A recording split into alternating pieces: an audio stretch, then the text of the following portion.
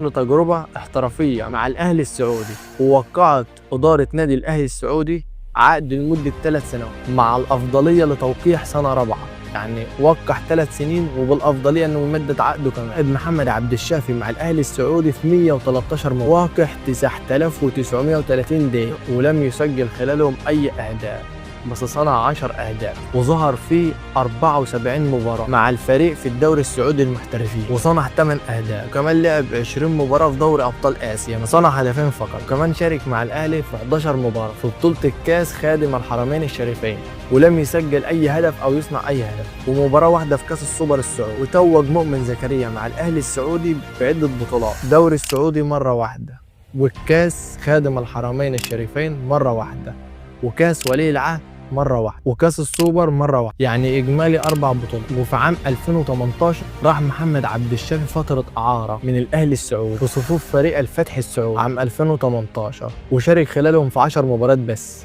9 مباريات في الدوري السعودي ومباراة واحدة في كاس الخادم الحرمين الشريفين، ونجح معاهم في صناعة 3 أهداف ولم يسجل أي هدف. والإعارة بتنتهي وبيرجع النادي الأهلي تاني، بس في الوقت ده كان عقده بينتهي رسمي ويبقى لاعب حر. وفي 25 يوليو 2019 تعاقد الزمالك مع محمد عبد الشافي الظهير الايسر للنادي الاهلي السعودي السابق خلال فترة الانتقالات الصيفية لمدة 3 سنين، وفي صفقة انتقال حر زي ما انا قلت لك كان هو لاعب حر. زمن الانتماء لم يكن محمد عبد الشافي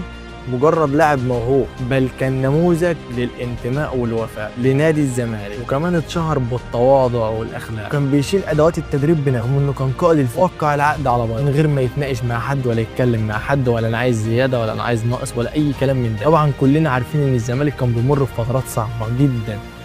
محمد عبد الشافي اللاعب الوحيد اللي ما عملش اي ازمات مع نادي الزمالك،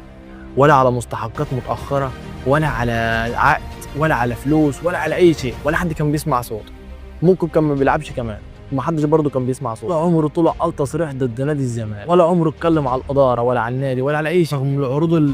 المغريه لاي لاعب من دول الخليج، محمد عبد الشافي قرر برضه انه يرجع نادي الزمالك، واختار الزمالك لانهاء مسيرته في نادي الزمالك، وبيأكد حبه وانتمائه العميق لبيته نادي الزمالك. في 22 اغسطس سنه 2020 تعرض محمد عبد الشافي لاصابه قويه خلال مباراه القمه مع النادي الاهلي، دخل في التحام قوي هو ووليد سليمان مع بعض، كسر دراعه ساعتها، انظل رمز الالتزام والمثابره، وبعدها رجع تاني الحمد لله، و3 سنين لعب في نادي الزمالك